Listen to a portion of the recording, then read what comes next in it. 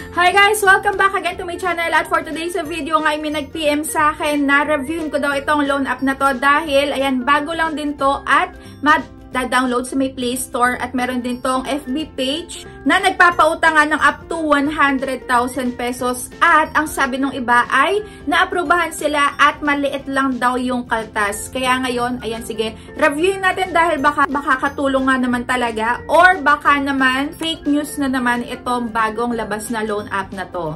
So kung interesado kang mag-apply ng loan dito at nangangailangan ka ng malaking pera online at makita mo nga yung ads na to online, ay wag mo muna itatry.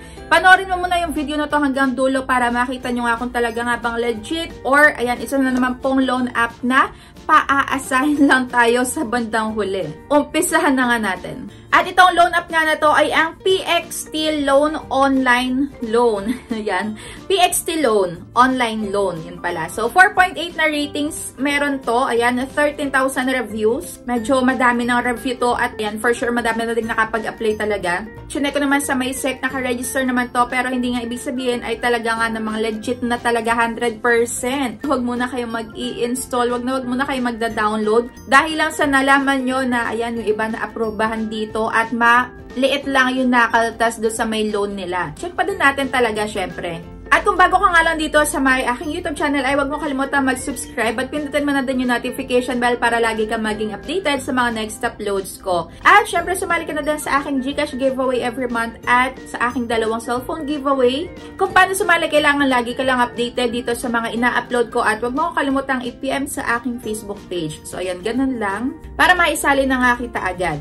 Nakalagay dito ay no extra fees at get the full amount as fast as 3 minutes. So dito medyo too good to be true na dahil yung nakita ko nga is merong makakaltas dito pero maliit lang. Tapos ngayon full amount na yung makukuha natin. Ayan, medyo na lito lang ako dito. At yung pinaka-max loan nga dito is 50,000 pesos. Kaya yan, sige, itry na natin dahil ngayon ko pa nga lang din talaga ito maitatry. At kung ikaw daw ay repeat borrowers na dito, ay patuloy na magtataas daw yung credit limit mo. Na-check ko na nga din, kagaya na sabi ko sa inyo kanina, na-check ko na yung registration nila sa SEC at okay naman, naka-register naman. Pero wag mo na agad tayo magpapapaniwala nga dahil naka-register sila. Ayan, maaaring hindi pa rin sila sumusunod sa patakaran nga ng percentage ng interest at ayan, sana wala tong harassments. Pero sasabihin ko din sa inyo mamaya kung meron nga ba or wala. Ayan, magsisearch pa rin tayo mamaya at kung may makita tayo, ay, ayan, at least maging aware kayo. So, pagka-sign up, kailangan dito mag-create ng password at meron din ditong invite code, pero optional lang. Pero kung meron nga mag-invite sa inyo, ay wag muna kayo mag-try. Ayan, make sure na napanood nyo muna to. At kung okay naman sa dulo, then good. Ayun, sana makatulong nga sa mga nangangailangan.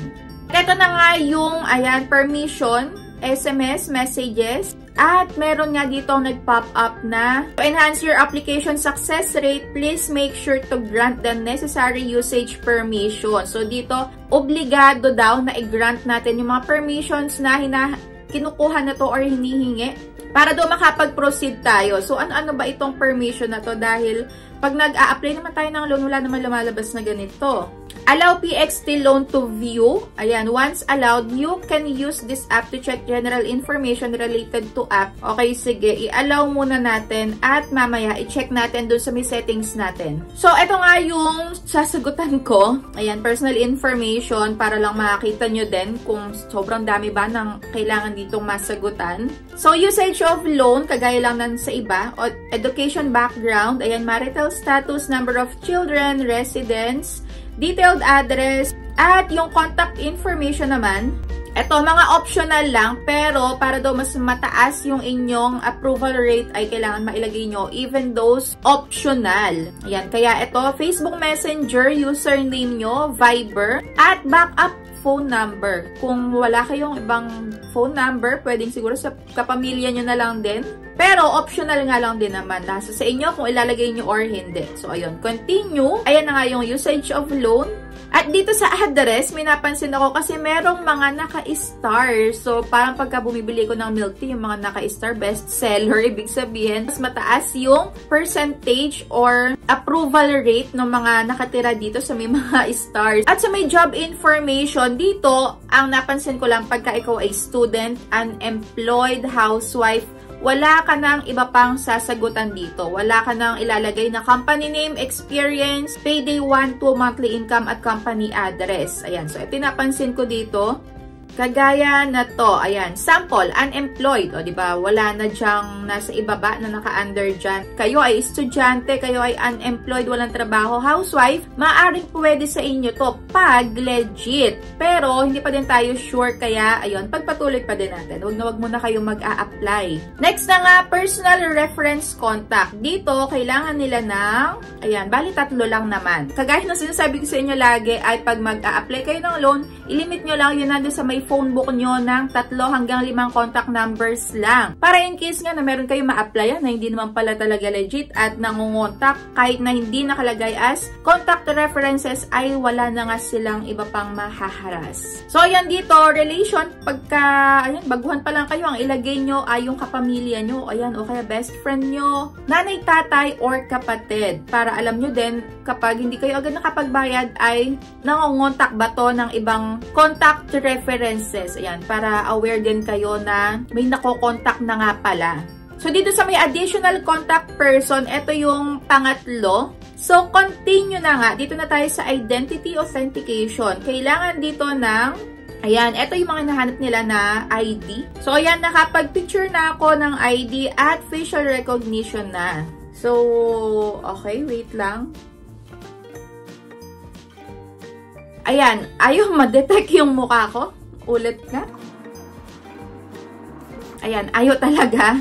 Nakakailang try na ako dito, pero okay naman siya, nag-green naman siya, pero ayaw niyang mag-okay. Sige, last. So, ayun, ayaw gumana ng kanilang face recognition.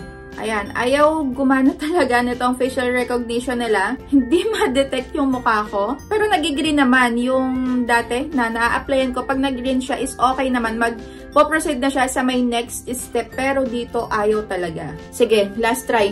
O yun, ayaw talaga. At feeling ko hindi na tayo dito makakapag next step dahil ayaw niya talagang mag-okay. So, dito, suko na ako. Ayaw talaga niya mag-next step. At, ayan, nag-decide na nga ako na i-uninstall to. Pero, eto nga yung mga permissions na hiningi nila kanina. Tinanggal ko muna. Ayan, camera, location, phone, and SMS. Pinagtatanggal ko muna at, syempre, saka ko palang in-uninstall. Dito sa may 4.8 nga na ratings, ayan, pag mag-check kayo, dito lagi sa may, ayan, most critical.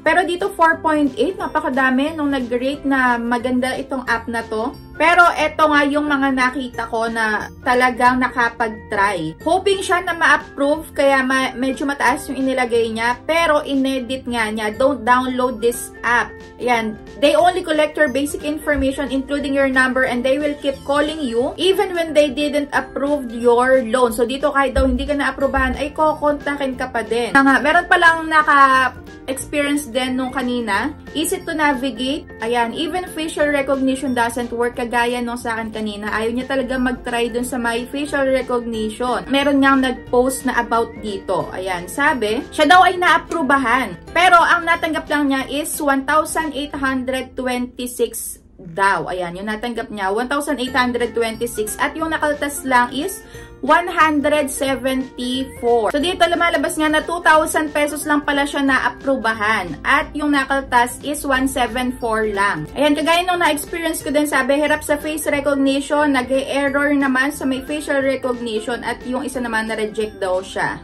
At wala nga ako dito nakita na naharas dahil siguro bago lang din. Pero syempre, yun nga din ang consequence pagka hindi kayo nakapag magbayad agad on or before your due date, maaari ka pa ding makatanggap ng multiple calls and texts at even harassments and threats. Hindi talaga yan maiiwasan, lalo kung talagang grabe yung mga agents dito na maningil. So ayan, kung na-try nyo na din yung PXT loan na to, online loan na to, is i-comment nyo na din dyan sa comment section para nga maging aware yung iba.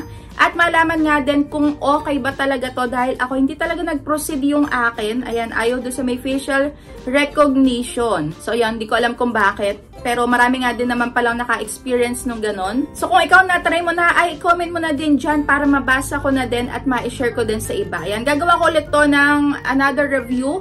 Itatry ko ulit at tatry ko sa ibang phone, baka doon gumana, at i-update ko kayo kung talaga nga bang okay to pagka repeat borrower ka din. So ayan lang, thank you for watching.